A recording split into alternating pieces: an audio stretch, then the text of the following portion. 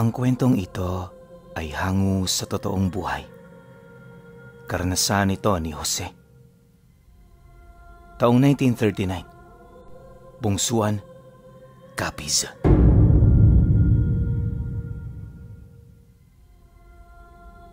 Ilang taon bago sumiklab ang digmaan, payapa at maayos ang buhay ng mga taong nakatira sa baryo ng Bungsuan. Hindi man gaanong karangyaan, masaya naman sila sa kung ano ang meron sila. Ayon pa kay Jose na, noong mga panahong hindi pa sila sinasakop ng mga Hapon, wala silang nararamdamang kahit na anong takot. Nabago lang ito, nang biglaan na lamang. Basta isang araw nun, nagulat na lamang sila nang kumalat na ang balita ukol sa nangyayaring digmaan. Inaasahan na rin ng karamihan na papasok na sa bansa ang mga dayuhang militar, kaya hindi pa man sumisiklab ang gulo. Marami na ang lumikas sa mga kabundukan. Ngunit sa kabila ng dami ng mga nabahala, marami pa rin ang nanatili sa mga bayan. Yung mga nagpaiwan, umaasang hindi sila madadamay sa sandaling makapasok na ang mga ito. Pero ang hindi nila alam, magiging parte pala sila ng mga malalagim na pangyayari sa panahon ng ikalawang digmaang pandaigdig. Nang malaman naman nila Jose ang balita, agad naman silang humingi ng tulong sa mga kadugo nila. Bilang tubong mga taga-Capiz, likas na sa pamilya nila ang pagkakaroon ng kaugnayan sa mga taong may kakaibang dugo sa katawan.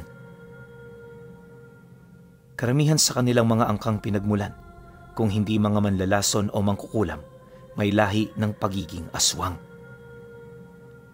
Sa tatlong angkang ito, hindi problema para sa tao kung nagmula ka sa mga manlalason o mangkukulam. Bukod kasi sa mahirap matutunan ang ganoong aral, nangangailangan din ito ng maraming kasanayan.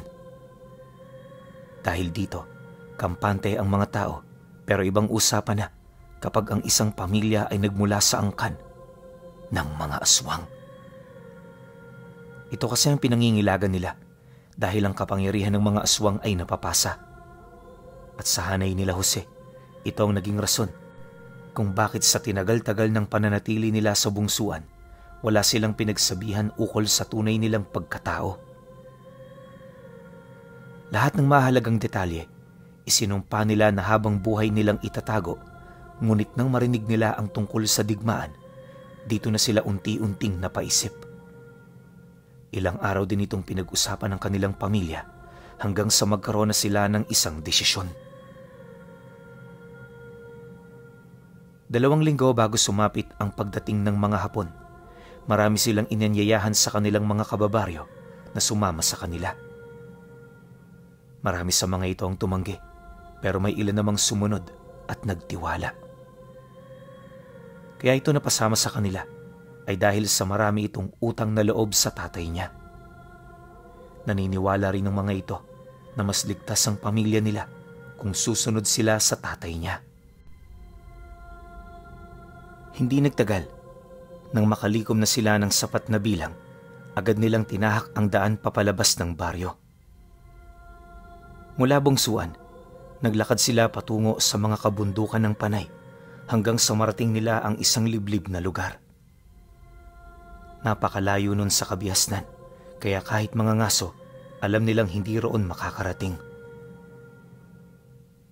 Pagdating naman nila sa sitio ng kanyang mga magulang, hindi may pagkaila ni Jose ang matinding pagkagulat buhat sa baryong bumungad sa kanila. Akala niya kasi konting pamilya lamang ang naroon, gawa ng yung iniisip niya, nagmula lang sila sa maliit na angkan. Subalit nang masipat na niya ang lugar, dito niya napagtanto na napakarami pala nila. Bilang purong kadugo ng mga naninirahan dito, inihiwalay sila sa 5 pamilyang kasama nila. Binigyan din sila ng namumuno roon ng isang magandang kubo kung saan yon ang magiging tirahan nila hanggang sa matapos na ang panahon ng digmaan. Sa mga unang araw ng kanilang pananatili, purong kasiyahan lang naman ang kanilang naranasan, walang kahit na anong panganib siyang napansin, kaya yung kaisipan niya medyo napanatag na rin. Ang kaso lang, Pagpatak ng unang araw ng digmaan, kasabay ng pag-alingaw-ngaw ng mga kanyon at malalakas na armas ng mga kabayanan, ay ang pagbago ng ihip ng hangin sa kanilang baryo. Unti-unti, mas lalong siniil doon ng mga pamilyang kasama nila hanggang sa nawala na ito ng karapatan. Tinangka ng iila na tumakas, ngunit sadyang hindi nila kayang matakasan ang mga kamay ng kanilang angkan. Nang malaman ni Jose ang tungkol dito, agad niya itong ipinagbigay alam sa kanyang ama sa pagbabakasakaling meron itong magagawa. Ngunit sa kasamaang palad, imbis na kumilos ito, hinayaan lang nito ang mga kadugo nila. Rason pa ng tatay niya sa kanya. Hindi tayo pwedeng makialam, anak. Huwag kang makakalimot. Dayo lang tayo rito kagaya nila. Maraming rason kung bakit yan nangyayari. Pero sa ngayon, sana makontento ka sa kung ano lang ang nalalaman mo. Pagkarinig naman niya sa sinabi nito, medyo napaisip siya. Kasi kung hindi siya nagkakamali, malalapit din ang pamilyang yon sa tatay niya. Alam din niyang hindi ito nagpapabaya sa mga kababaryo nila. Kaya bakit sa mga sandaling yon, parang nag-iba ang ugali nito? Yun bang meron itong matinding kinakatakutan sa lugar?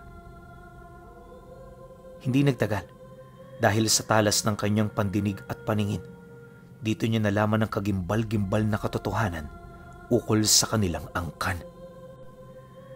Ayon kay Jose, nagsimula ito noong nakita niya ang matandang namumuno sa baryo na ipinadukot ang isang pamilyang nakatira sa kabilang bahagi ng daan kung saan nasa harap lang ng tinutuluyan nila.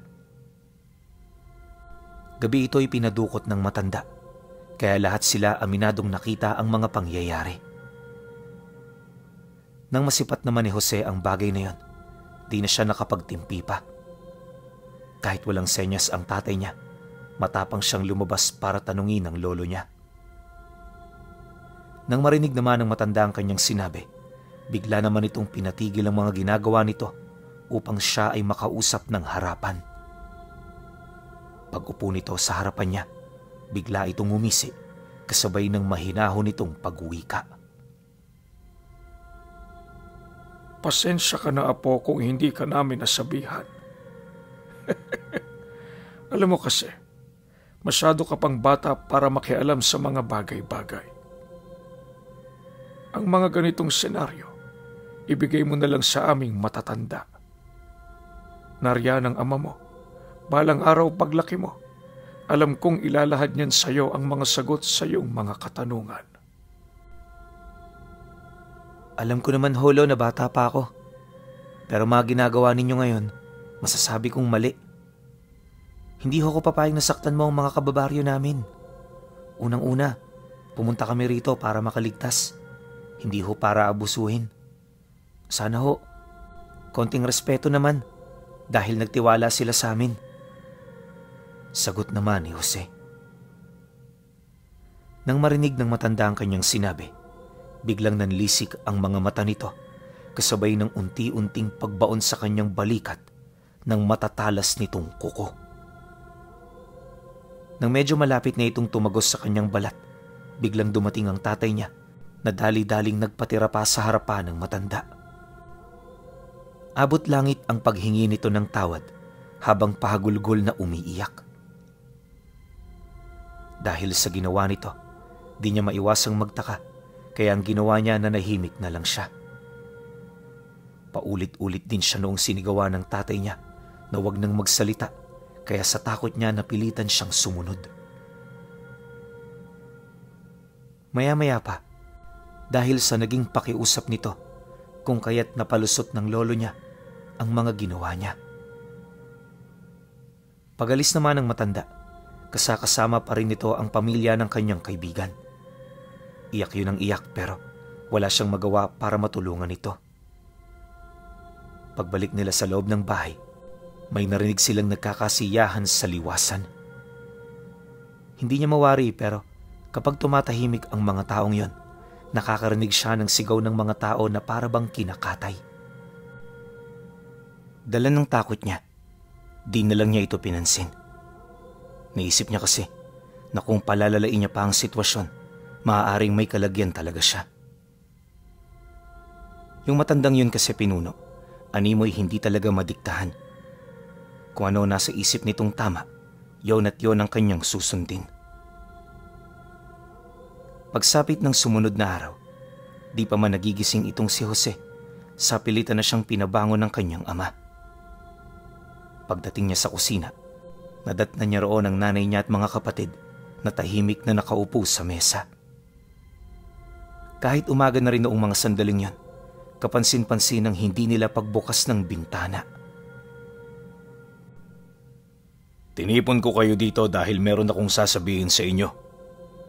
Maikli lang to at mabilis, kaya sana makinig kayo ng maigi. Alam niyo naman sigurong baryo ng mga aswang ang lugar na ito.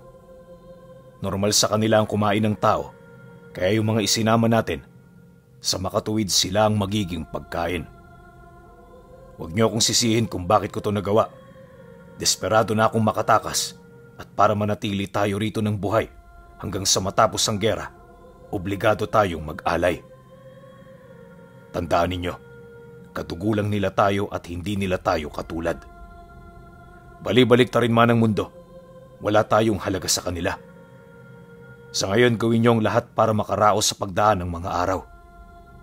Sumunod lang tayo sa kanila at natitiyak ko wala sa ating mangyayaring masama.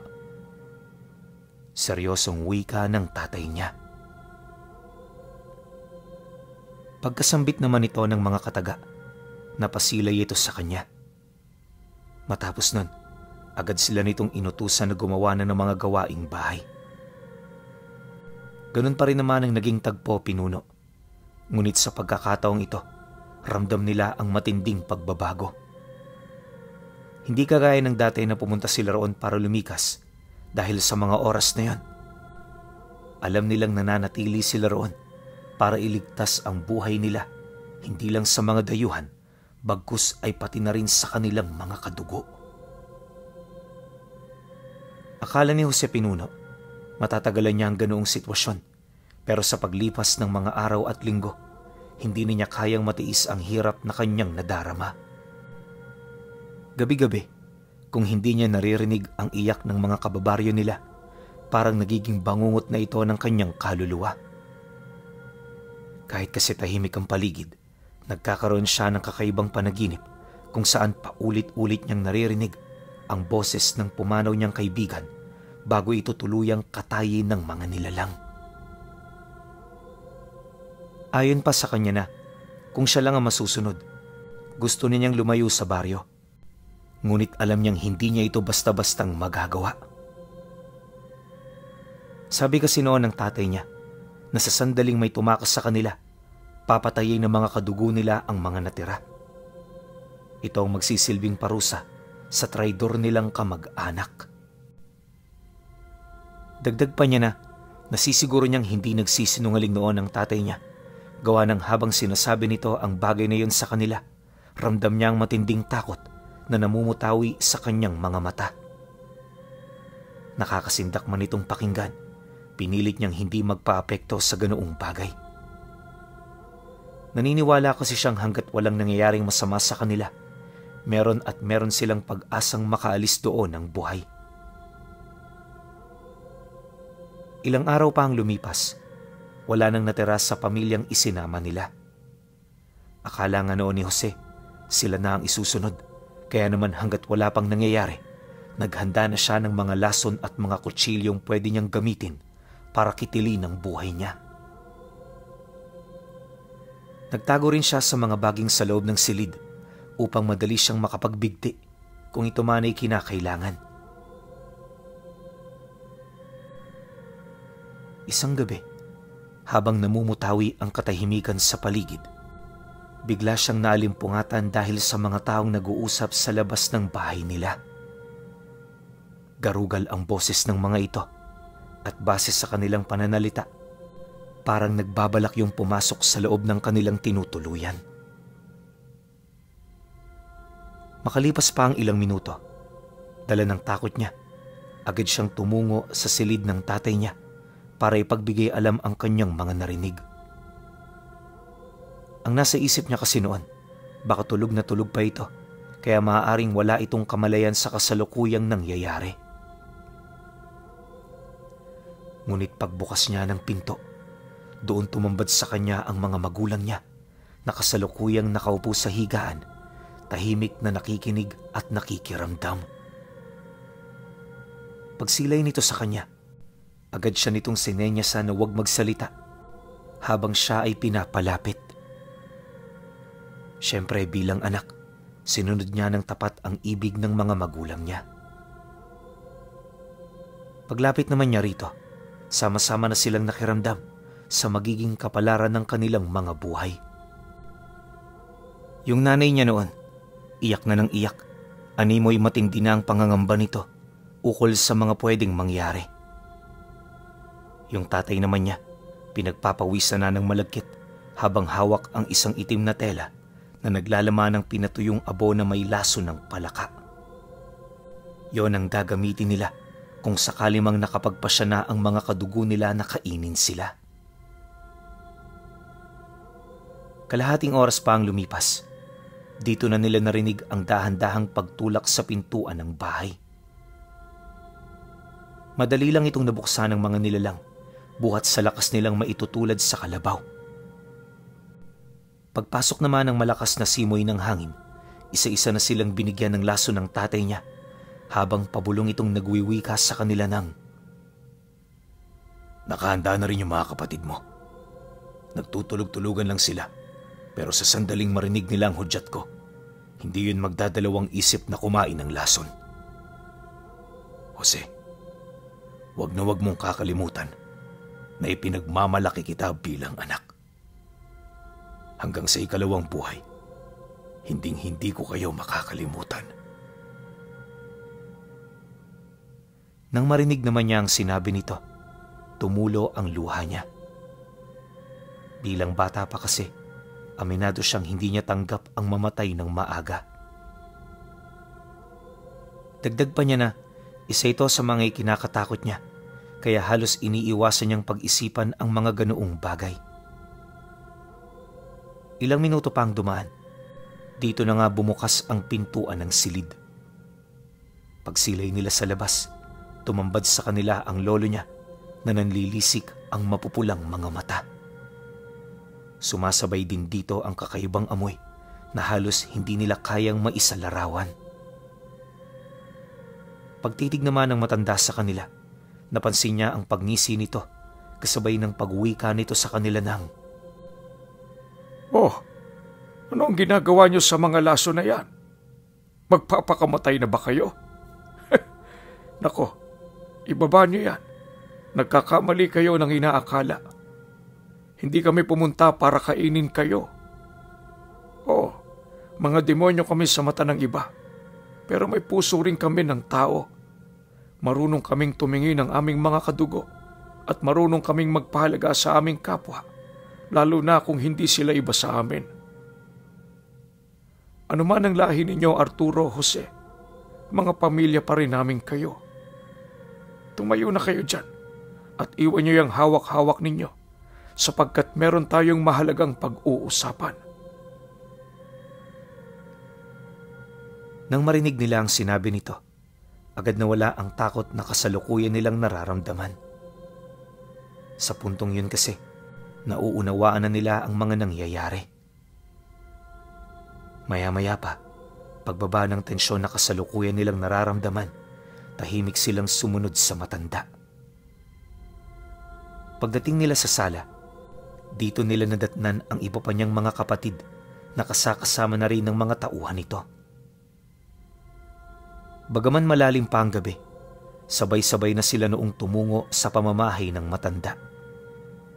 Pagdating nila roon, agad sila nitong pinaupo at tinimplahan ng kape.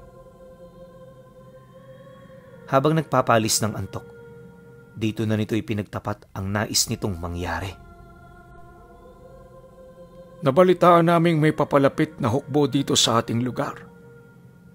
Wala kaming kapasidad na lumakad tuwing umaga, kaya mahirap para sa amin na matunugan sila. Kaya kami bumisita para ipaalam na kailangan namin ng inyong tulong." Payag ba kayo, Arturo, na kayong mag-ama magiging mata namin sa umaga? Wala kayong ibang gagawin kundi magmasid sa mga malalapit na baryo. Pag-aralan nyo ng mabuti ang kilos ng mga dayuhan at sabayan nyo ito ng konting pag-iingat. Iwasan nyong magpakakampante dahil sa panahon na wala kayo rito, hinding-hindi namin kayo matutulungan. Alam kong napakalaki ng pabor na hinihingi ko, pero ngayon kasi, sadyang wala na rin kaming mapagpipilian. Seryosong wika ng matanda. Nang marinig naman ito ng kanyang ama, hindi ito nagdalawang isip. Alam kasi nito na kailangan talaga ng kanilang pamilya ang tulong, kaya naman kahit mapanganib, matapang nila itong tinanggap. May takot man sa katawan, hindi ito gaanong nabahala, lalo pat nasa tamang edad na rin itong si Jose. Alam din niyang makakapagpasya na ito ng maayos, kaya hindi na siya gaanong nag-aalala pa. Matapos ang pag-uusap, nagkasundo sila na sisimulan nila ang operasyon kinabukasan. At para magawa ito ng walang kahit na anong pangamba, hinayaan na sila ng lolo niya na bumalik sa bahay para magpahinga. Sumapit ang bukang liwayway. Kasalukuyan na sila noong naghahanda. Mabilis ang kanilang kilos at wala silang ginagawang kahit na anong ingay. Malabo man sa kanila kung ano ang kanilang gagawin, isang bagay lang ang nasa loob ng kanilang isip at ito ay ang magmasid. Tinandaan din nila ng maigi ang lahat ng habili ng matanda nang sa gayoy hindi sila mapahamak. Sa kanilang paglalakad, dito pa lamang nakita ni Jose ang kagandahan ng lugar ng Panay. Mahirap man itong paniwalaan dahil sa kanilang mga naranasan, pero saksi rito ang kanyang mga mata at wisyo. 3 oras pa ang lumipas. Ilang kilometro na lamang ang layo nila mula sa pinakamalapit na baryo. Ayon sa kanya, habang tanaw pa lamang nila ito noong mga sandaling yon, marami na silang naririnig na kakaibang ingay. Yung para bang may nagtatalo sa lugar. Madalas din ang pag-alingaw-ngaw ng mga baril, indikasyon na binabalot na ito ng matinding kaguluhan. Dala ng takot at pag-aalala, hindi na sila nangahas na lumapit. Ang naisip nila, dumistansya ng husto upang hindi sila madamay. Sa halip di na dumiretso ng baryo, naghanap sila sa pinakamalalapit na lugar ng mga tahanang pwede nilang mapagtaguan. Ang kaso lang, nang akmang gagawin na nila ito, may mga nakita silang sundalo na pinagsususunog ang mga bahay na nasa malapit. Kakaibang dialektong ginagamit nito, kaya naman hindi nila ito maunawaan. Pagtungtong naman ng hapon, dito na nila nasaksihan ang mga karumal-dumal na ginawa ng mga Hapon. Ayon sa kanya, ang mga sundalong yun ay parang hayok na hayok sa laman. Yun bang parang ito na lang ang nagiging kahulugan ng kanilang buhay? Hindi naman sa nilalahat niya, pero marami sa mga ito ang nagsasagawa ng ganoong bagay. Marahil, ito ang naging pangunahing dahilan kung bakit maraming tao ngayong pangkasalukuyan ang may lahi ng banyaga.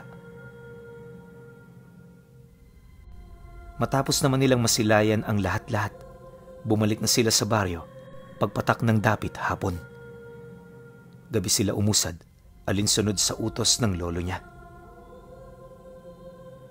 Hindi nagtagal, nang binalot na ng kadiliman ang buong gubat, laking gulat na lamang nila nang lumitawang matanda sa harapan nila kasama ng mga tauhan nito. Noong ding mismong gabi, isinagawa nito ang imposible nilang plano. Una nitong pinabagsak ang mga dayuhang kumuta sa labas ng baryo bago ito tuluyang pumasok sa sentro. Habang laganap ang kadiliman ng gabi, maya't maya silang nakakarinig ng mga alingaw-ngaw ng baril. May mga sundalo na rin noong sumisigaw habang mabilis na tumatakbo papalayo. Akala nga nila kung ano nangyayari sa mga ito, pero pag sila'y nilang hinahabol ito ng kanilang kadugo, dito nila naunawaan ang takot na kasalukuyan nitong nararamdaman. Nang maabutan naman ito ng aswang, agad itong nagtamo ng mga saksak sa katawan na agad namang tumagos sa dibdib, sa ulo at sa mga binti. Bago rin ito bumagsak sa lupa, kitang-kita niya ang agaran nitong pagkamatay.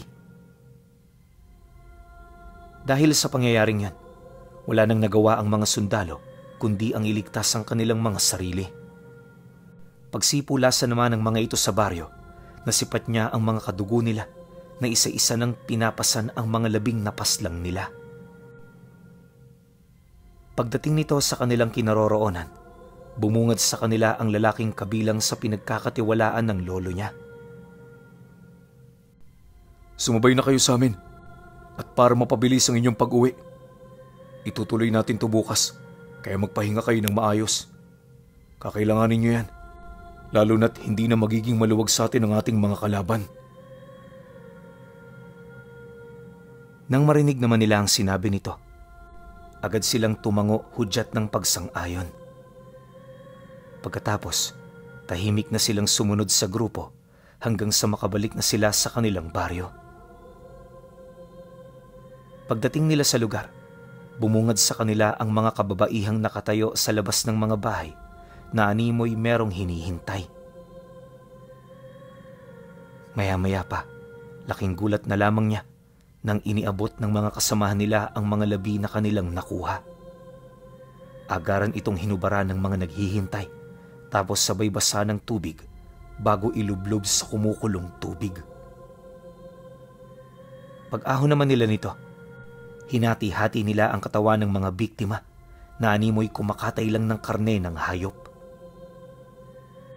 Lahat na bahagian ng karne at sinigurado ng mga itong walang lamangan sa mga magiging parte. Para naman maipakita ng mga nilalang ang kanilang pasasalamat, binigyan sila nito ng 2 buwig ng sabang saging. May tuba rin itong ibinigay sa tatay niya, kalakip ng mga tubo at butil ng kape. Matapos naman nila itong makuha, muli silang kinausap ng lolo niya bago sila nito tuluyang pagpahingahin. Bukas, Arturo, lumayo na muna kayo sa baryong pinuntahan ninyo ngayon. Ang dayuhin nyo naman ang mismong bayan. Balita ko mas marami sila roon, pero hindi sila ganong mahigpit kumpara sa pinuntahan ninyo. Gayunpaman magdoble ingat lang kayo. Tandaan nyo, matalino ang ating mga kalaban. Bago pa man sila pumunta rito, alam na nila kung sino at kung ano ang kanilang makakaharap. Paalala nito. Pagkasambit naman ito ng mga kataga, pinahintulutan na sila nitong magpahinga. Nang marinig naman yon ng tatay niya, hindi na rin ito nagsalita pa. Kinabukasan ganun ulit ang ginawa nila, pero sa pagkakataong yon, hindi na muna sila magmamasid sa mga sundalong Hapon na nasa malapit. Ang pakay kasi nila, manmana ng bayan kung saan nagkukuta ang maraming grupo ng mga ito. Yon ang kinakailangan nilang pabagsakin kung hangad nilang manalo. Akala nga nila Jose, napakadali nitong gawin, ngunit lingid sa kanilang kaalaman, sobrang hirap pala nitong isakatuparan. Pagdating nila sa bayan, hindi lang grupo ng mga dayuhan ang sumalubong sa kanila. May mga kasama itong mga brigada na nagdadala ng malalakas na uri ng armas. 3 gabi itong pinagtangka ang lusubin ng angka nila pero sa kasamaang palad naging bigo ang mga ito. Marami sa kanilang kadugo nagbuwis ng buhay, kaya nang mapagtanto ito ng lolo niya, hindi ito nagdalawang isip na ipatigil ang pagsalakay. Nanahimik sila ng 1 buong linggo para mag-alay ng pagdadalamhati sa mga nawala. Ayon sa matanda, hindi sa lahat ng oras di sila tinatabla ng armas na gawa ng tao. Aminado sila na wala silang mutya na sasalag dito, kaya yung tibay ng kanilang katawan, limitado lang. Hindi rin nila kayang harapin ang malalakas na kalibre ng armas na siya namang itinuturing sanhi ng lolo niya kung bakit namatay ang marami sa kanila. Dahil sa ganoong pangyayari, unti-unting nabuo ang matinding puot sa kanilang lahi. Kung dati, umaga lang kumikilos sila Jose, sa puntong yun halos 24 oras na silang naglalakad para lamang matagpuan ang kinaroroonan ng kanilang mga kalaban. Walang sawa nila itong ginawa sa loob ng 1 taon, kaya kung saan-saan na sila noon nakarating. Naging matibay na rin ang kanilang sikmura at damdamin buhat sa karanasang naibigay nito sa kanila. Dagdag pa niya na sa pagtagal na ganun palagi ang kanilang ginagawa, ginusto na rin niyang mapabilang sa uri ng mga ito. Hindi para magkamit ng kapangyarihan, bagkus ay para makatulong sa pakikipaglaban. Yon ang nasa isip niya, ngunit sa kasamaang palad, hindi siya pinahintulutan ng lolo niya sa kadahilan ng walang papalit sa kanyang pwesto. Sa pagpapatuloy ng ganoong pangyayari, hindi lang aswang ang kanyang nakita. Ayon sa kanya, na sa kasagsagan ng digmaan, naglipa na ang iba't ibang uri ng nilalang na nagmula pa sa mundo ng mga engkanto. Maski man siya nung una hindi talaga siya naniniwala, pero nung magagawa niya, nasipat niya ito gamit ang kanyang mga mata. Marami rin siyang antingerong nakitang pumanaw dahil sa ginawa nitong pakikiisa sa mga gerilya. Matapos ang ikalawang pangdaigdigang digmaan, pakiramdam niya ibang tao na siya. Pagbalik nila noon sa bungsuan, hindi na siya katulad ng dati na masiyahin, walang iniisip na problema. Nung makauwi sila, palagi na siya noong tulala, hindi gaanong makausap, na animoy minu-minutong naglalakbay ang diwa. Base sa testamento ni Jose Pinuno, ang pinakamasakit na nangyari sa buhay niya ay yung bumalik sila sa kanila na halos wala na siyang kakilala. Karamihan sa mga nanatili roon, bilang lang ang nakaligtas. Yung mga kaibigan naman niya, halos nalipol na ng mga dayuhan at ng mga aswang na naghahanap ng makakain noong panahon ng digmaan. Napakahirap para sa kanya na magbagong buhay, ngunit alam niya sa kanyang sarili na tanging ito na lamang ang magagawa niya. Magmula rin noong umuwi sila, hindi niya na muling nakita pa ang mga kadugo nila. Pakiramdam nga niya noon, parang nagising lang siya sa isang matinding bangungot. Subalit ang bangungot na ito, bumura ng halos kalahati ng masasaya niyang memorya. Dumaan pa ang maraming taon. Nagkaroon na rin siya ng sarili niyang pamilya. At dahil sa anak niya, kaya nakarating ang kanyang kasaysayan ngayong pangkasalukuyan, ukol sa naging karanasan niya noong minsan silang maging mga tagapagmasid ng ikalawang pandaigdigang digmaan.